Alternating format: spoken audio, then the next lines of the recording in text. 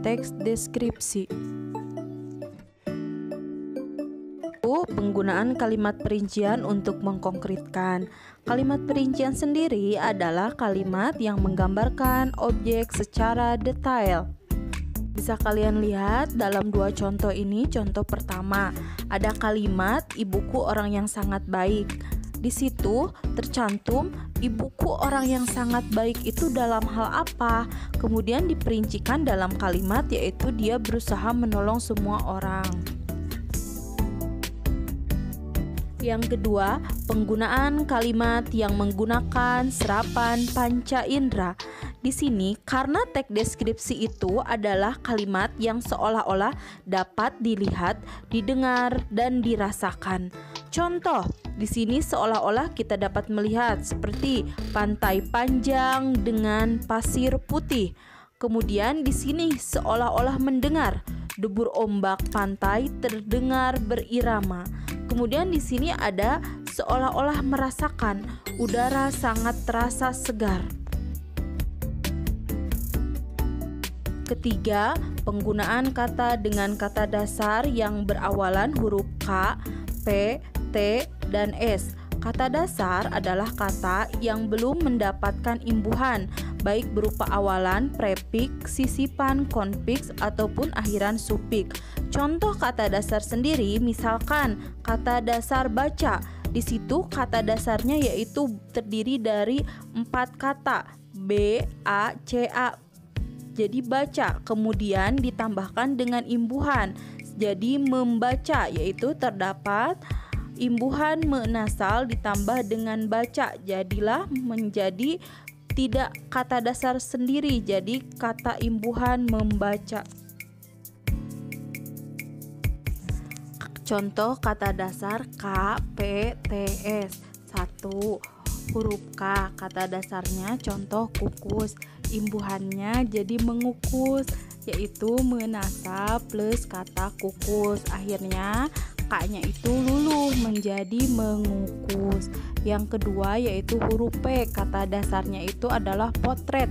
Imbuhannya menjadi memotret, yaitu ditambahkan dengan menasal plus kata potret. Di sini kata P-nya luluh atau diganti menjadi memotret.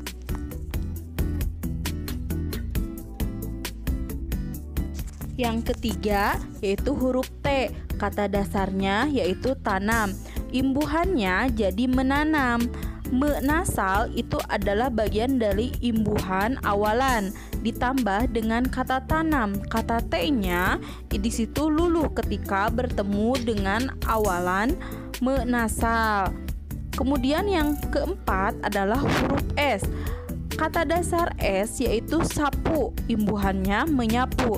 Menasal ditambah dengan sapu. Di sini sama seperti huruf K, P, T, S juga sama. Ketika bertemu dengan menasal dia akan luluh dan akan menjadi kata menyapu, bukan lagi kata sapu. Silahkan amati contoh pada tabel berikut.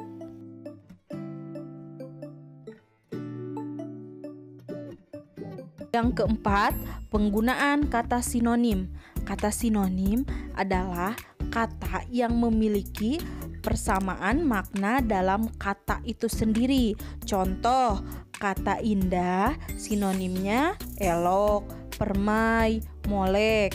Kemudian kata mengherankan sinonimnya mengagumkan, memukau, fantastis. Kelima, penggunaan kata depan. Jenis kata depan terdiri dari 4 bagian, di, dari, pada, dan ke. Lihat contoh di bagian ini ada kata depan di. Contohnya kalimat yaitu drama dari kolosal Arya dipentaskan di areal Monas. Di sini kata depannya yaitu di areal Monas. 6. Penggunaan kata khusus. Kata umum sendiri adalah kata yang luas ruang lingkupnya dan dapat mencakup banyak hal. Sedangkan kata khusus adalah kata yang ruang lingkupnya itu mencakup makna yang sempit. Contoh di sini ada dua kata dari kata khusus dan kata umum. Contoh kata umumnya yaitu kata indah. Kata khususnya bisa elok, molek, cantik, menawan, menakjubkan, mempesona, dan manis.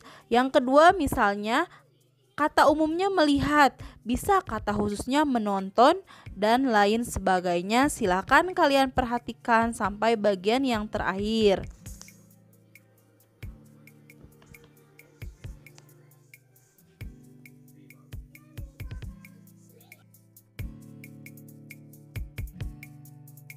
Tujuh, penggunaan kata depan di dan huruf kapital.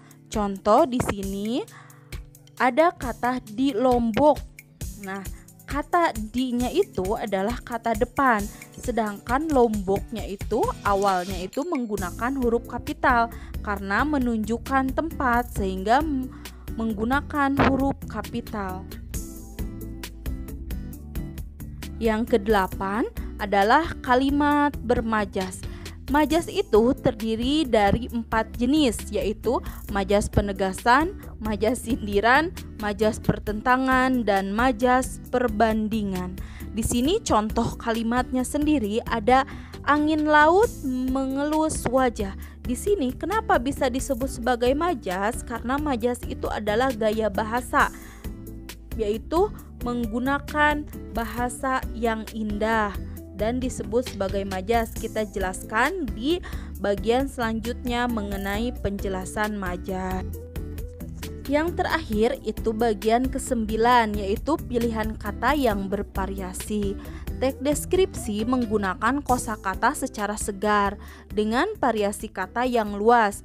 Di sini contoh katanya seperti kata indah, elok, permai, molek biasanya digunakan pada teks deskripsi untuk menunjukkan pantai, orang, dan di situ dipilih variasi kata yang sesuai dengan makna kalimat atau konteks kalimat yang akan dijelaskan.